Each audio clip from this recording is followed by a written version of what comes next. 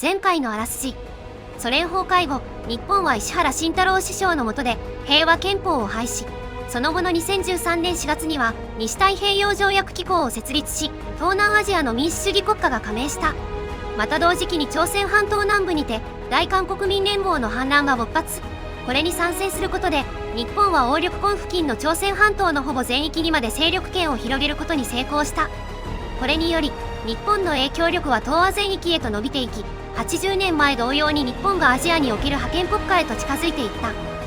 しかし、鴨緑江の目前にして中華人民共和国が戦争に介入。かつて第二次世界大戦で対峙した日本と中国は80年の時を経て再び東アジアの覇権をめぐって対立するのであった。こんにちは、ずんだもんなのだ。こんにちは、中国ふさぎです。というわけで前回に引き続きレッドワールダックスモッド日本プレイの続きをやっていくのだ。前回の最後は中華人民共和国との大アジア戦争が始まったところまでだったね。そうなのだ。まずは日中の戦力差を比較していこうと思うよ。現在の日本の師団数は173師団、艦艇数は170隻、航空機数は2300機なのだ。対する中国は150師団に65隻、航空機は1500機。朝鮮は陸軍以外はほぼカスですね。こう見ると陸軍は相手が多いけど、その他は日本側が優勢か。朝鮮も一応軍隊を持っているけど、マーピョンヤンも陥落して死にかけだからすぐに退場するのだ。こう見ると日本側がだいぶ優勢そうですね。さらに日本軍は中国に比べ質の高い軍隊なのだ。だから中国なんぞ腐ったなや、一蹴りするだけで倒壊するよ。何ですかその死亡フラグは。というわけで早速戦闘開始なのだ。開戦早々、中華民国が西太平洋条約機構に加盟。逆に今まで加盟してなかったんですね。中華民国のやつ、西太平洋条約機構設立時には大陸側にひよって加盟しなかったくせに、戦争が始まった瞬間にすぐに加盟したぞ。まあそんなもんでしょう。でもおかげでアメリカ太平洋艦隊を接収した台湾海軍が戦いに加わってくれましたね。空母が増えてありがたいのだ。さらに金門島より中華民国が大陸側に進出。中華民国を支援するべく日本軍も向かわせるのだ。これ支援間に合うか。無事に到着したから安心するのだ。ここから内陸にどんどん攻めていくよ。そして現在の朝鮮半島戦線は朝鮮民主主義人民共和国首都のチョンジンに進軍。すでにチョンジン近郊まで攻めれてますし、あと少し。そして2014年の7月14日に朝鮮民主主義人民共和国が降伏。朝鮮人民軍は解散してより日本側が優勢になったのだ。そして朝鮮降伏に伴い列島で待機させていた第2軍を中国に上陸させて本格的に中国侵攻を開始するよ。上陸先は北京近郊、山東半島、上海近郊なのだ。上陸計画の立案ができたら早速上陸開始。朝鮮戦線では人民解放軍と熾烈な戦いが続いてますし、これで戦線が伸びたら侵攻が楽になるはず。上海都市部にはいくつかの沿岸防衛師団がいたけど、近郊部には防衛師団がいないようなのだ。すぐさま上海市を包囲することに成功。あとは包囲した上海を占領するだけですね。また同時刻には山東半島、天津にも上陸作戦を実行。うまく上陸できたようですね。目標は河北省、山東省全域の占領なのだ。上陸後は内陸に向かって進軍するよ。ちょっとズナモン、金門島で日本軍が包囲されてますよ。さて、山東半島の方はどうかな。こいつ包囲殲滅された現実から目を背ったな。気づいた時には包囲されてたのだ。まあ国内では復讐史に向けて快進撃ということにしておくか。何その大本営発表は。それに金門島戦線以外にも天津市に上陸した師団も必死そうな感じですよ。ちょっとこっちも殲滅されたらまずいし、山東半島に退避させるのだ。賢明な判断ですね。気づけば日本の占領地は山東半島と上海、鴨緑江周辺のみなのだ。それにトラックとか軽戦車がめっちゃ不足してますよ。初動で張り切りすぎたのだ。ちょっとここからは自重していくのだ。おかしい。腐った納屋なはずなのに長期戦になる予感が。とりあえずロシアとは仲良くしとくか。こんな状態で攻められでもしたら大変なことになるのだ。急にすり寄り始めた。裏ではロシアにも攻めようとしてたくせに。何のことかな。しかも中国軍が反撃してきてますけど。マーシュビは優勢だし大丈夫でしょう。ここで一旦海外に目を移すと、北アメリカではいつの間にかに内戦が勃発。南部のアメリカ共和国と北部の人民連邦、西部のアメリカ人民共和国が戦ってますね。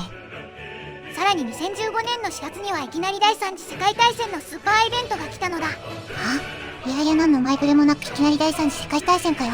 一切宣戦布告の土もなくいきなり欧州で大戦争が始まっていたのだ。普通に指導名とどっか。いやこれドイツ瞬殺だろう。それが意外にも検討しているのだ。さらにドイツ侵攻に際してロシアがポーランドを道路にしたから、ポーランドに独立保障をしていたイギリスもドイツ側で参戦。米ロで民主主義国家と民主主義国家が戦う謎な状態になったな。まさに欧州情勢複雑回帰なりなのだ。そんなカオスな状況になりつつある世界で自衛をするために、我が国は核爆弾の製造に着手。まずは核の製造プラントの建設から始めるのだ。国民はよく許してくれましたね。今日よりもって作って使っちゃおうの是非核三原則なのだ。何それ。そして大アジア戦争に戻ると、中国軍の攻勢が止まっていることに気づいたよ。どうやら中国側無攻勢のしすぎで師団の充足率が下がっているようですね。この好機を逃さぬようここで日本側は大攻勢に移るのだ。ちなみにこの攻勢で攻めきれなかったら長期戦確定なのだ。国家規模で爆地打つのやめてくれませんか。でも安心するのだ。ついに日本軍の攻勢の努力が実り、中華人民共和国首都の北京を占領。そのままモンゴル国境まで進んで満州方面の中国軍の包囲を狙うよ。20師団近くは包囲できただろうか。さらに河北から河南に向けての進軍も開始。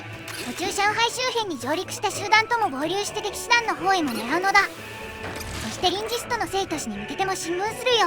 満州方面で大包囲を決めてから明らかに前線の敵が減りましたね。でなんか中国がインドの方で分離工作を行っているってニュースが来たのだ。この世界、中国もインドに対して分離工作をしてるのか。でもこれにて中国はインドも敵に回したよ。戦線が増えてさらに敵師団が分散するはず。そして中国戦線はついに成都市近郊に到着。そのまま占領するのだ。最後に敵の防衛師団とぶつかったけど一瞬で倒したな。そして中華人民共和国はさらに臨時ストを昆明に移動。しかし昆明に到着する目前に中華人民共和国は日本に対して降伏したのだ。約1年と半年の戦争でしたね。日本軍は圧倒的火力で中国軍相手に短期間で勝利することができたのだ。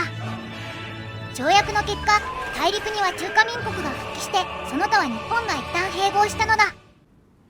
言っちゃ悪いけど、全く日本が勝ったことに関するニュースがなくてあっけないですね。まあこのもっと東側諸国が主役だし、日本が勝つことを想定してないのかもしれないのだ。もしくは今まで日本のやってきたことが、まあ気にせず続けていくのだ。ちなみに講和会議で併合した国はディシジョンからその処遇を決められるよ。これは良いシステムですね。そうなのだ。まあ今回は資源目的のインドネシアを除いて全て解放するのだ。やけに優しいな。最終的に東アジアの国境線はこうなったよ。統一された青い中国ってのは珍しい気がするな。そして戦後の国家方針が少しだけあるので、そっちの方を進めていくよ。輝かしい勝利だな。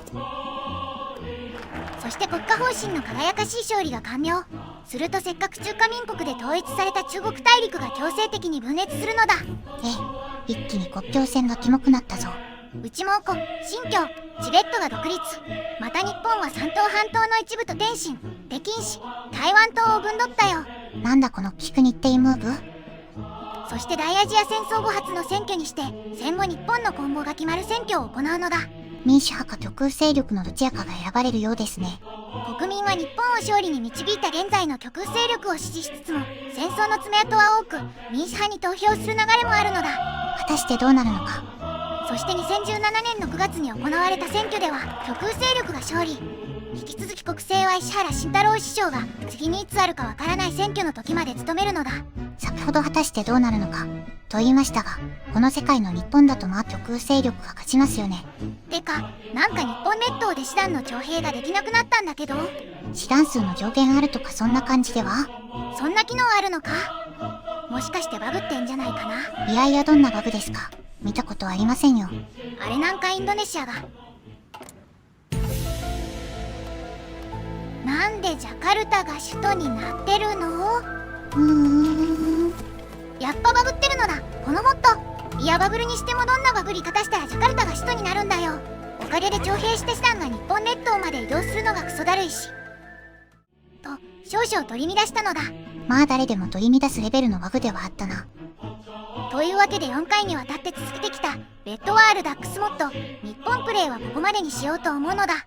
民主主義国家だった日本は今やファシズム国家になっているし、ここから先どうなるのか。まあ民主化して欧州の覇者になったロシアと共産主義者が統一したアメリカとの間で戦争が起こらないことを願うのだ。というわけで今回の動画はここまで。それじゃバイバイなのだ。